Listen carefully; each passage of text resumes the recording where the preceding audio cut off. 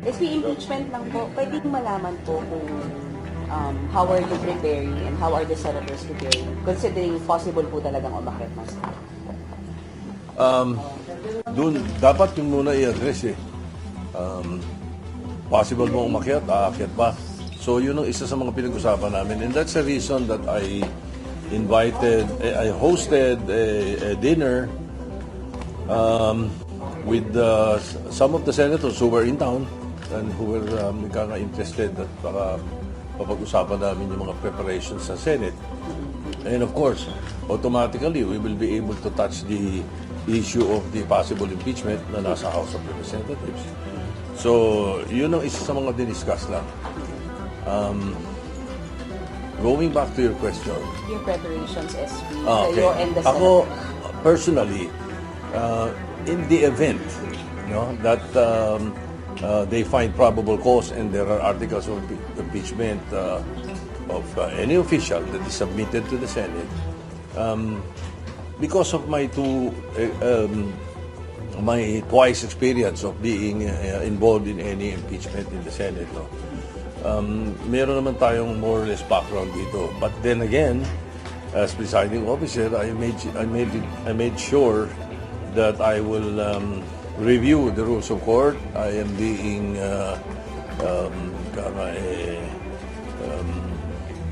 helped by a number of lawyers and at the very least 2 justices that are giving me a very good perspective of what to expect.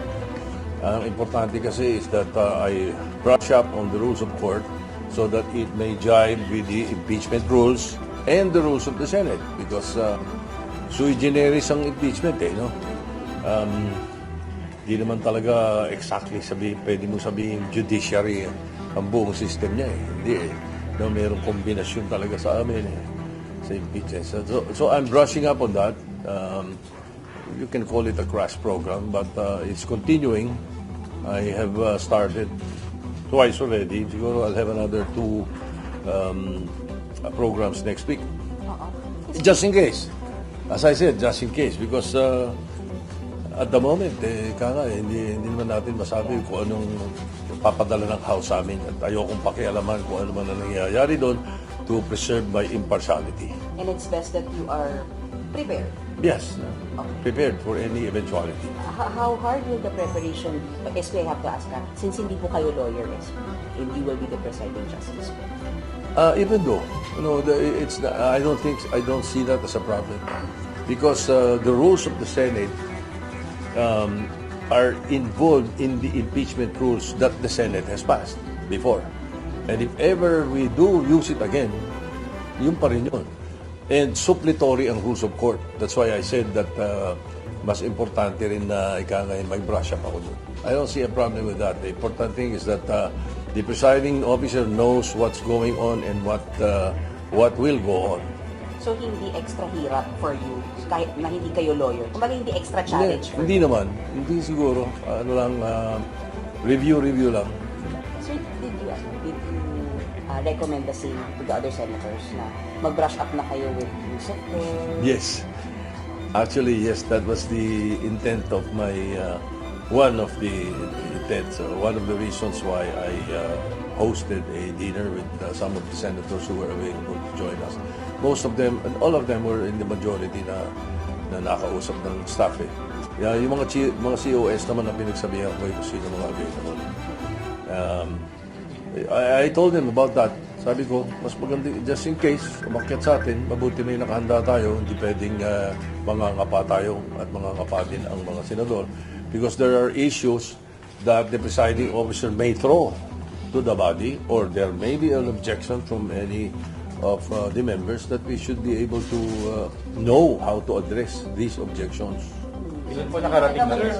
Ilan po nakarating? 8 or 9. Majority. All majority. Oh yeah, all majority. May mga na-late, dalawa who were coming late, so hindi na tumuloy. And can we say that majority of the senators are also prepared based on your I think so. advice? Yes.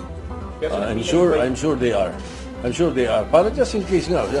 Right now, we don't know. We don't know if the House will pass the articles of impeachment. If they will find probable cause. Right now, tutuusin there is a vacuum. So mahirap magbigay ng komentaryo tungkol dyan except that we have to wait for the decision of the House of Representatives whether they find probable cause. Pero last time, SB, nagkaroon ng issue dun sa forthwith. What can we expect from the Senate? In case lang po, matapos sa House at iakyat, will you Yes, I will act on it with dispatch. Definitely forthwith. As soon as the Senate receives it, I will inform the Senate and refer it to the Committee on Rules. So sir, no need to define the word forthwith. No need to I define. don't need. I know what the meaning of forthwith is. SB, kailangan po bang may session? Sorry, can you walk us through it, SB? Kunwari iakyat siya, kunwari lang naman SB, nung wala pang session, kailangan po bang maghintay na may session bago mag-start yung impeachment trial? We have to convene as an impeachment court. So, technically, we may convene,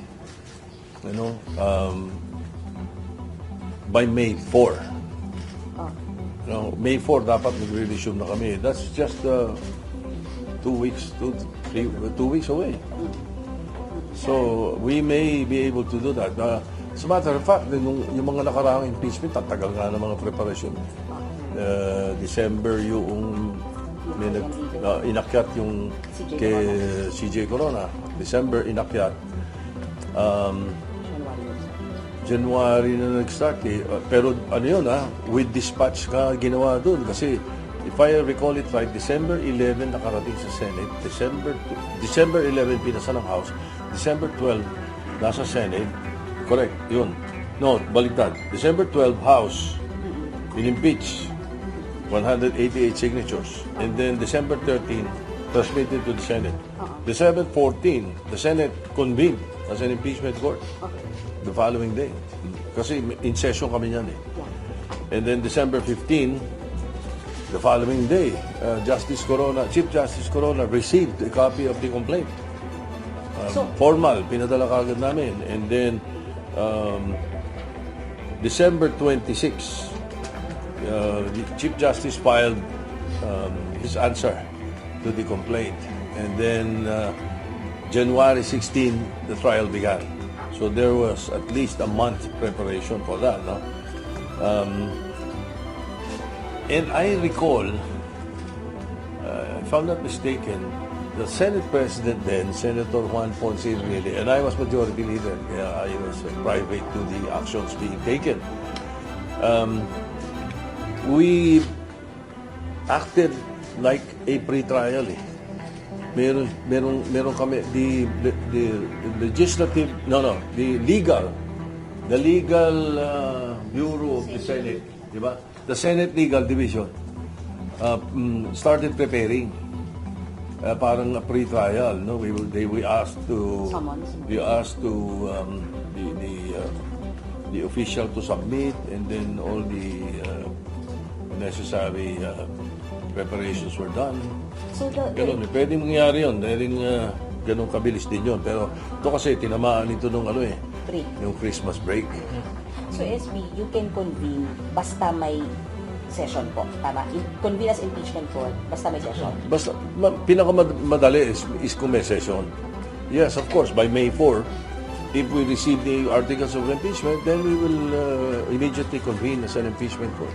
Sir, if ever na-react dito yung articles of impeachment, what will happen dun sa na-archive na articles of impeachment? May iiwan sa archive yun. Wala na yun. Oo. Pero paano yung gagawin yung diskarte? Kasi baka tumama rin siya sa budget, and iba pa mga bills. Ito sa schedule. Paano yung... Possible. Baka Possible masyadong matagal pa yun. I mean, what are you talking about? Paano Budget for kung- 2027? So yung, kasi paano yung magiging schedule yun na may session kayo tapos... Hindi. Okay. Originally, I was thinking during that parang dinner meeting na or supper meeting namin,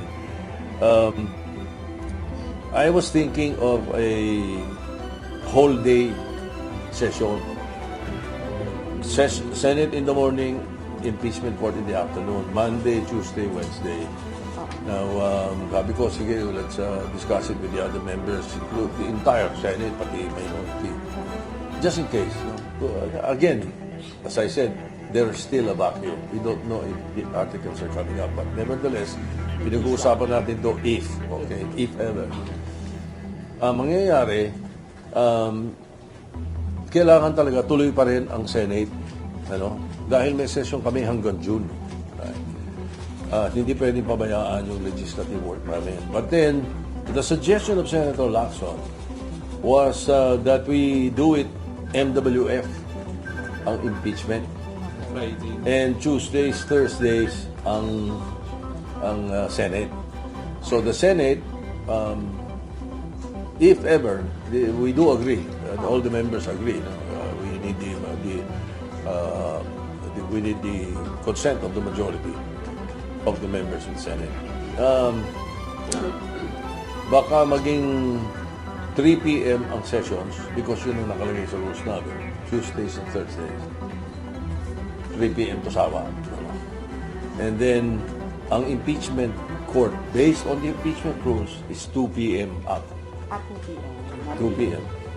Yun ang nakalagay sa rules, sa current rules. No? MWF. And I doubt if we need to change the rules, you know. It is in effect kung tutuusin, wala kami nilagay na sunset provision do sa impeachment rules ng panahon ni Justice Corona. So kung tutuusin, we can easily adopt it. And I suggest that we adopt it because malawak na yun. In the rules, it also includes the rules of court as suppletory. So lahat ng kikailanganin namin sa impeachment ay naroon na sa rules na yun. Even yung pre-trial and whatever recommendation they want. Pinakamaganda is wag na namin galawin. Ito na yung approve namin. Total, ando doon naman yung rules of court. Sapagkat if we change it, magpa-publication na naman. Pag nag-publication yan, May 4 kami magre-resume. Ang suspension ng adjourned sine die, ang Senate, June 5. Tama ba ako? Yes, June 5. yes, sir. First week. Yes, sir.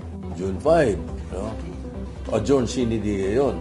But the Senate is not the impeachment court. Therefore, we may continue. And that is my opinion. And I hope the legal minds of the Senate would agree. As long as nakapag-convene muna kayo. Basta before the nakapag-convene kami before the break. I'm sure we will convene before the break if ever the House transmits to us the articles of impeachment. What if the House transmits the articles of impeachment nang naka-break na kayo ng June? What will happen? Can you still convene as impeachment court even if naka-break kayo ng June? Ay pag-aaralan ko yan. We don't know yet. But I doubt it. They said the last hearing is is 29. So you're expecting I'm May sure. talaga? I'm expecting that they will vote on it in the first week of May. Pero sir, meron na ba kayo nabubuong timeline? Kung sakaling sa 29 yung tapos nung sa House, hindi yung pinatransmit dito.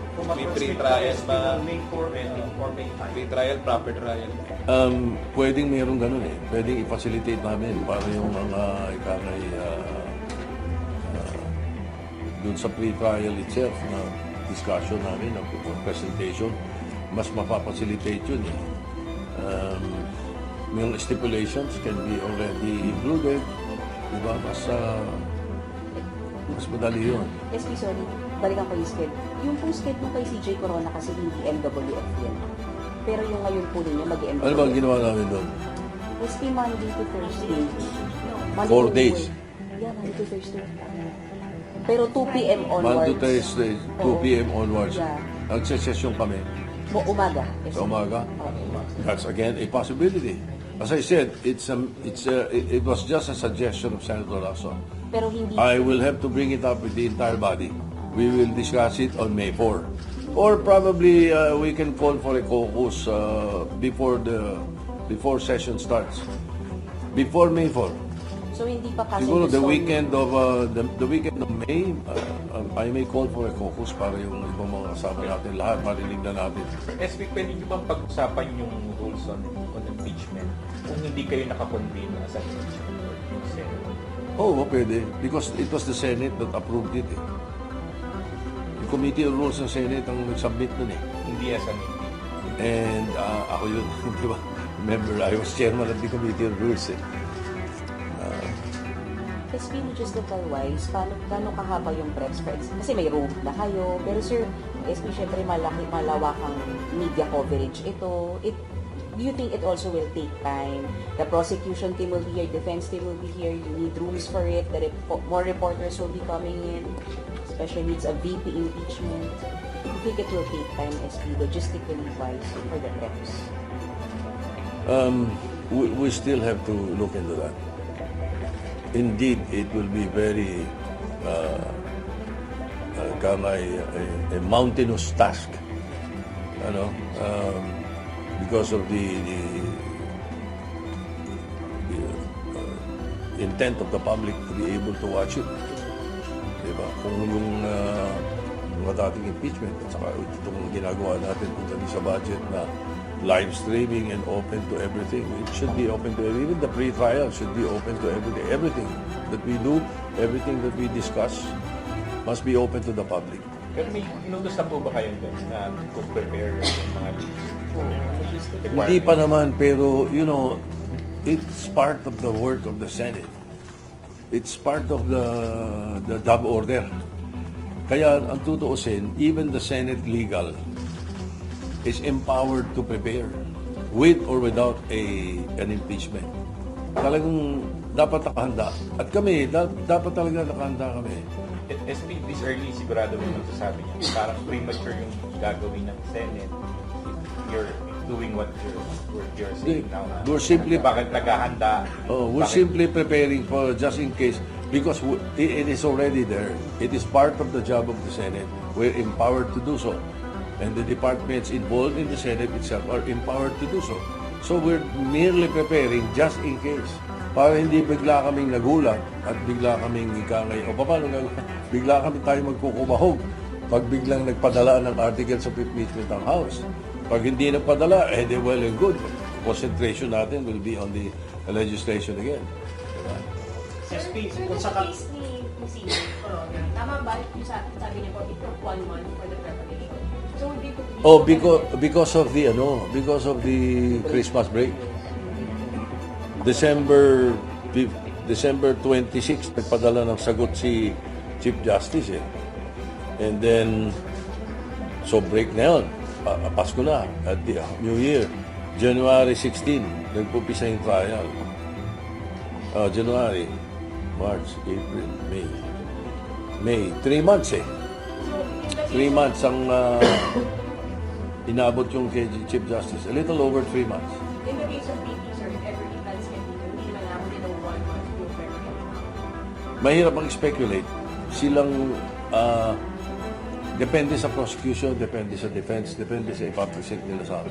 Pero sir, bali convene muna kayo bago yung pre-trial or balik na? Oo, hindi. Convene muna kami. Muna. Oo, convene Kasi muna nangyari kami. kay Senator Tristan, di ba parang nag-pre-trial muna? Hindi, yung naging issue Oo, nyo. Pwede bang Oo. mag-decision ng Senate ng hindi impeachment court?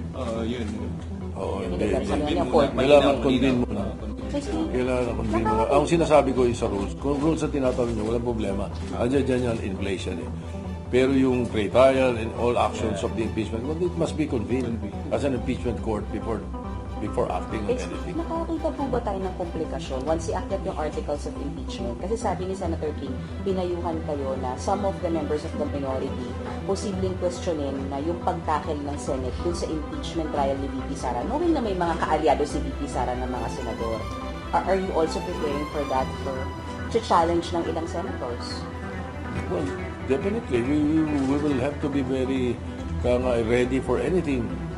Anything at all, we'll be ready for that. And I actually, I'm not comfortable with what you said, na may mga kaalyado. That is showing partiality. And I would like to think that all 24 senators are impartial and should be and must be impartial. We must be impartial, we should look impartial. Kaya kahit na may kakampi siya o may kakampi si ganito o may kalaban si ganito, mali yung pagbibintangan agad natin. Mali yun.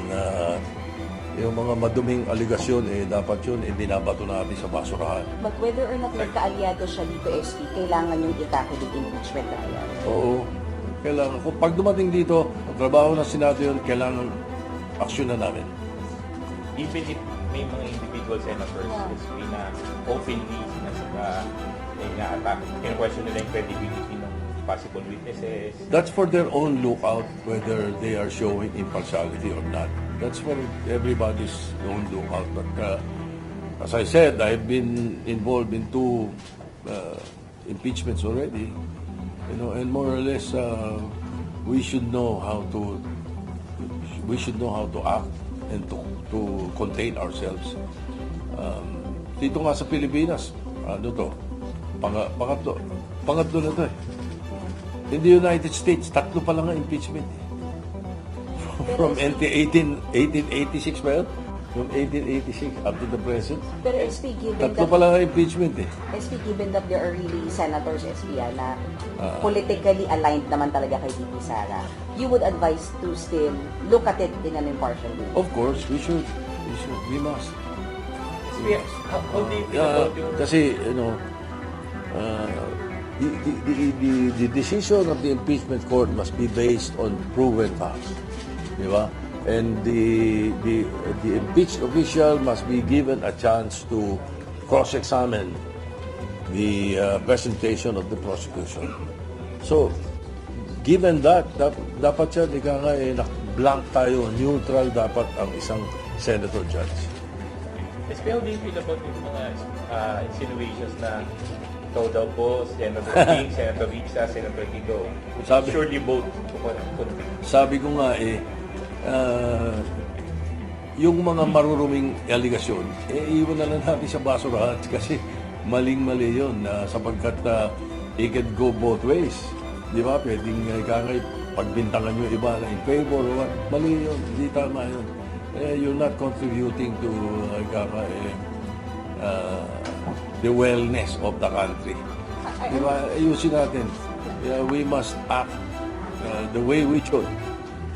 SP, nakakaramdam ba kayo ng challenge sa Senate presidency, especially because, sir, there are senators na anti-impeachment po?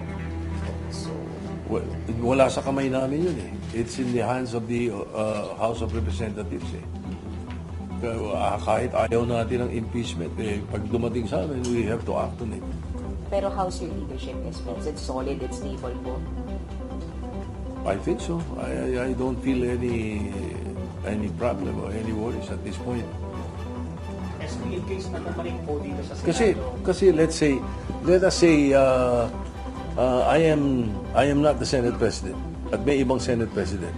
Palagay natin, dumating ang articles of impeachment. Hindi siya gagalaw? Aba, hindi ba? Kitang-kita ng taong bayan. Di ba nangyari na? Yeah.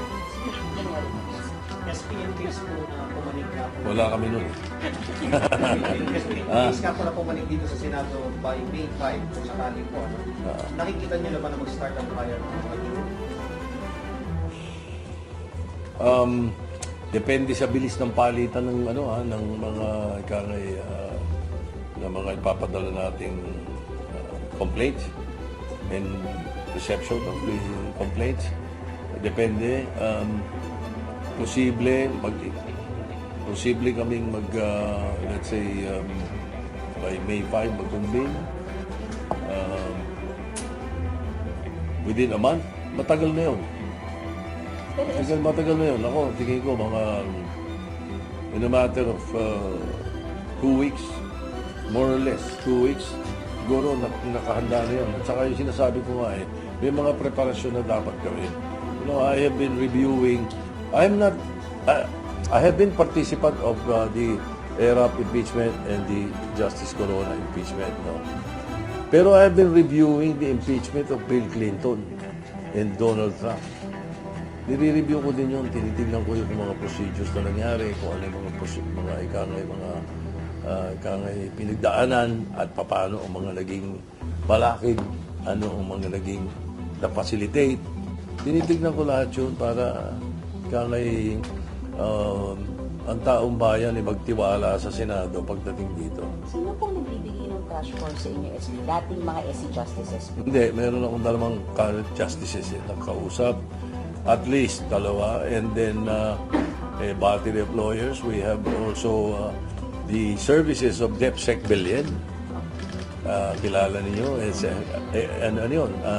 An impeachment professional. Hindi ba?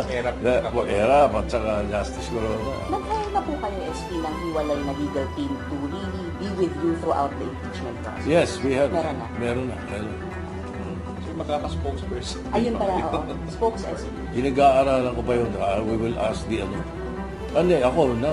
I mean, Wala. Senate, Senate, I will consult with the other members of the Senate and we will recommend whoever is if it is necessary. Kapag we can make one of our own spokesperson, pwede naman sila dyan. Pwede si Pia Cayetano, pwede si Loren. Pwede.